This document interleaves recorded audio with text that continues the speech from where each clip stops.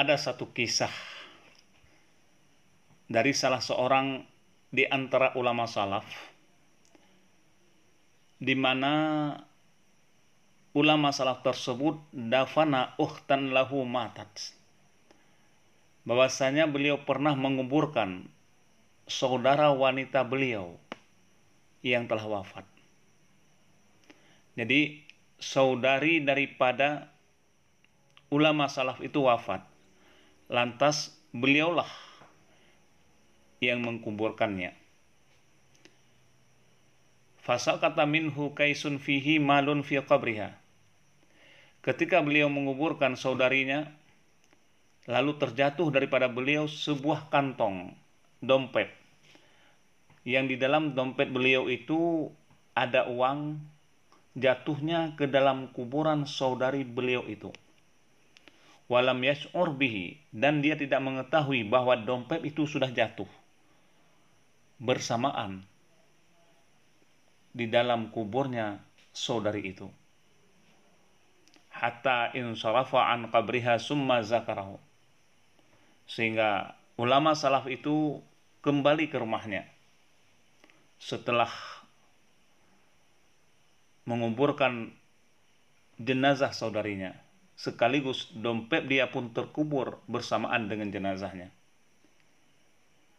Summa zakarahu, kemudian ternyata sampai di rumah beliau teringat bahwa dompet tidak ada. Ternyata dia ketika diingat bahwa dompet itu pasti jatuhnya bersamaan ketika dia menguburkan jenazah saudarinya. Faraja'a ila qabriha fanabishahu ba'dama insarafan nasu. Lalu beliau kembali ke kuburan saudarinya itu untuk memeriksa dompet itu. Teringatlah dia, pasti ini dompet sudah tertanam bersamaan dengan jenazah saudarinya. Fanabashahu, maka mengoreklah, menggali kembali kuburan tersebut. Dan ketika itu manusia, orang-orang tidak ada lagi, udah kembali, udah pulang semuanya. Dia gali itu, sendirian dia gali, agar dompetnya dia dapati kembali. Betapa terkejutnya dia. Fawajadal qabra yasta'ilu 'alaihan nahr. Ternyata ketika beliau menggali kuburan saudarinya untuk menemukan dompetnya, beliau menemukan kuburan itu di mana api menyala-nyala di atas tubuh saudari beliau itu. Luar biasa terkejutnya beliau ketika melihat langsung dengan matanya bahwa api sedang menyala-nyala di atas tubuh saudari itu. Faraddat turaba ilaiha.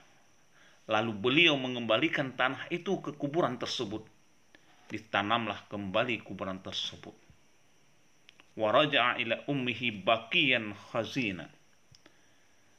Dan beliau, ulama salaf itu pulang ke rumahnya, ke rumah ibunya, dalam posisi, dalam keadaan menangis dan sangat-sangat sedih karena melihat saudarinya yang sedang dinyala-nyala akan apinya di atas tubuhnya. Sedih luar biasa dia. Dia dompet diambil lagi, sudah ditutup kembali kuburannya. Kemudian dia kembali ke rumahnya dalam posisi keadaan gundah dan sedih, langsung kepada ibunya. Berjumpalah dia dengan ibunya. Faqala ya ummuhu akhbirni an ukhti wa ma kanat ta'malu. Wahai ibuku, ceritakan tentang saudariku itu yang telah meninggal, yang telah aku kuburkan, dan amal apa yang telah dia kerjakan semasih hidupnya. Tolong ibu ceritakan, pekerjaan apa yang beliau kerjakan ketika dia masih hidup. Qalat wa ma su'alaka anhu. Ibunya berkata, kenapa engkau tanya yang demikian? Mengapa engkau menanyakan tentang dirinya, tentang yang telah meninggal saudaramu itu? Qala, berkata ulama salaf itu, ya ummi ra'aitu qabraha yasta'ilu 'alaiha an-nar. Wahai ibuku, saya telah melihat kuburan saudariku itu yang barusan saya kuburkan, di mana api menyala-nyala di atas tubuhnya ibu. Maka saya tanyakan, perbuatan apa dia kerjakan semasih hidupnya sehingga dikubur, di dalam kuburnya, di atas tubuhnya api menyala-nyala. Itu barusan dengan nyata, dengan jelas saya lihat ibu.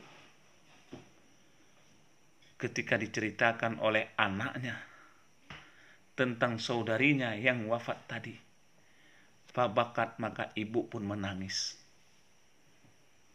Waqalat, dan berkata ibu, ya waladi, wahai anakku, kanat ukhtuka tatahawanu bisolati wa tuakhiruha an waktiha.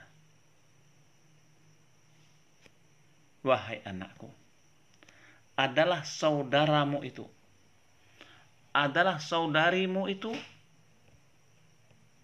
seringkali meremehkan terhadap sholat, dan dia seringkali mentakhir-takhirkan sholatnya. Dia meremeh-remehkan sholat, mentakhir-takhirkan sholat. Kadang-kadang dia sholat di luar waktu akibat meremeh-remehkannya dan akibat mentakhir-takhirkannya. Coba bayangkan kondisi orang yang sering mentakhirkan sholat dan meremehkan sholat daripada waktunya. Bayangkan juga bagaimana kondisi orang-orang yang tidak pernah sholat. Maka kita mohon kepada Allah, Dia berkenan menolong kita untuk memeliharkan sholatnya tepat di awal waktu. Itu disebutkan di dalam kitab Irsadul Ibad tentang kisah orang yang mentakhir-takhir sholat dan meremeh-remehkan sholatnya.